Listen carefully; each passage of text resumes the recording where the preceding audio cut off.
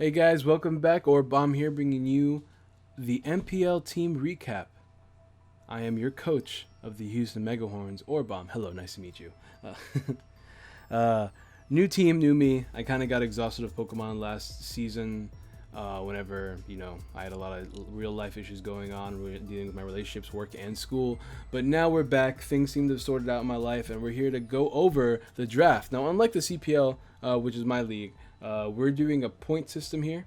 So it's not 12 mons. With my points, I managed to scrap up 10 Pokemon.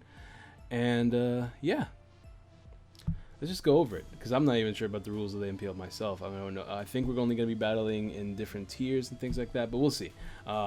Here's the Pokemon I drafted. I did franchise Togekiss. I want to make sure I have Togekiss in all my drafts, because Togekiss is my favorite Pokemon of all time, as well as being an amazing Pokemon in draft format because of its versatility. I did go over Togekiss a lot more in the CPL team recap whenever I drafted it there, but it's very versatile with the fact that it gets Tailwind, Thunder Wave, Defog, a bunch of special attacks, as well as Baton Passes and Nasty Plot. So Togekiss is great for that. He's my defogger in the team. I do have Landorus the Rain. Landorus the Rain is one of the best Pokemon in OU, hands down, right next to Talonflame.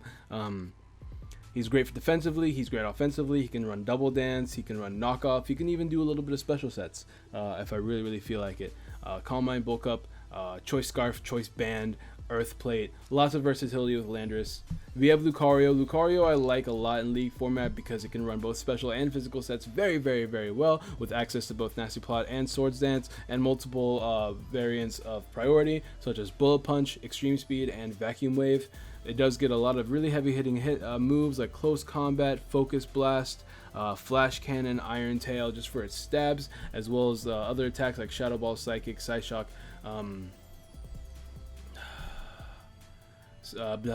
Earthquake. Let's go down the list.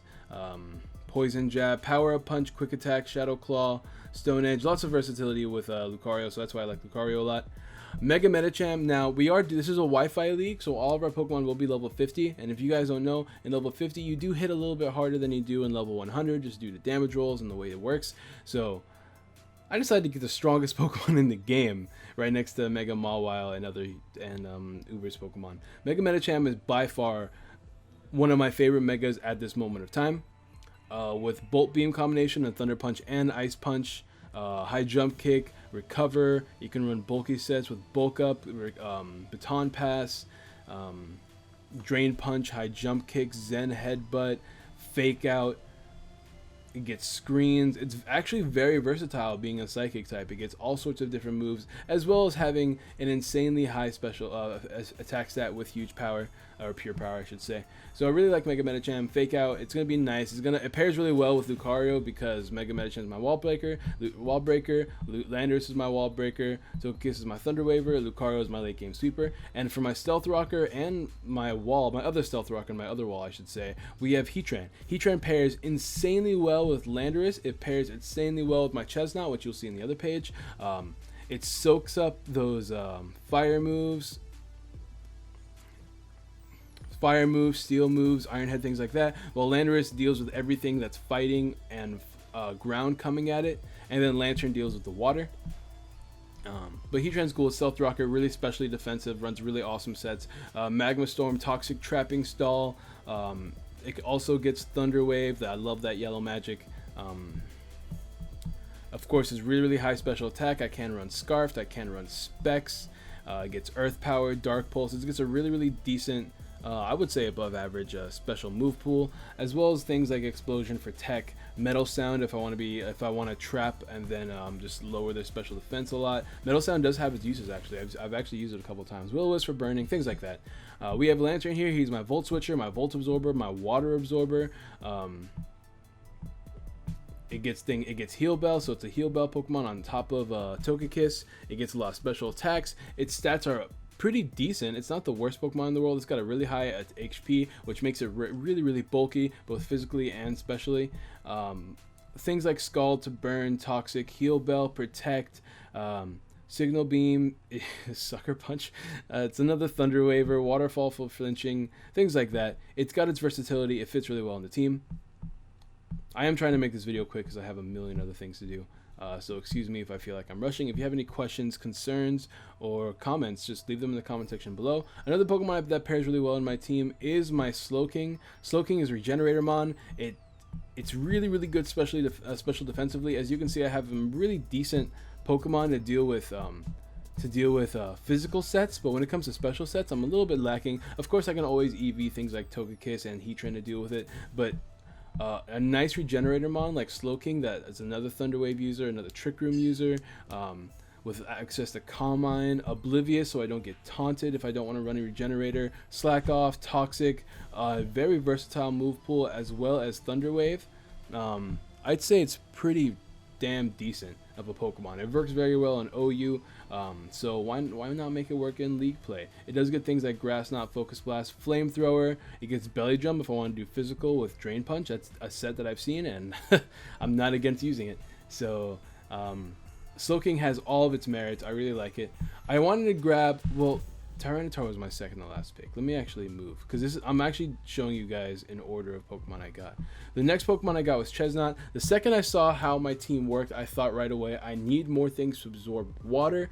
I need more things that can tank hits, and I wanted a Spike Setter. And I was debating between Cacturn, because you guys know in the CPL, Cacturn does so much work. But in my opinion, Chesnaught does equal as much work, as well as having that fighting typing, and more importantly, bulletproof. And the reason why I say this is because I noticed that my team is just weak to Ghost.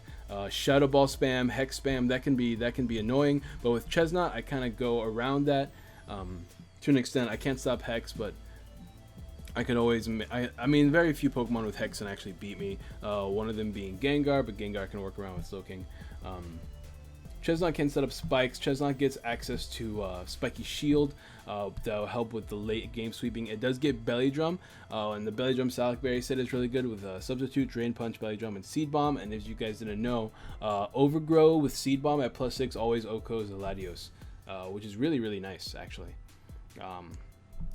It's got really, really good defenses with base 122 and 88 HP. It's got a really good defense stat, and with that HP and special defense, the special defense is not bad either. You can always run Spadef's Chesnaught. That's one I like to use in OU a lot if I'm not using the Sub-Salac. Sub-Salac is my favorite set in OU. You can use things like Pain Split, Leech Seed. You can do Sub-Leech Seed, which is always good. It gets all sorts of physical moves such as Wood Hammer, Stone Edge, Earthquake. It does get Endeavor, Feints if I feel like I'm about to get Toxic stalled for whatever reason. It pairs really well with my team, and I really like Chesnaught.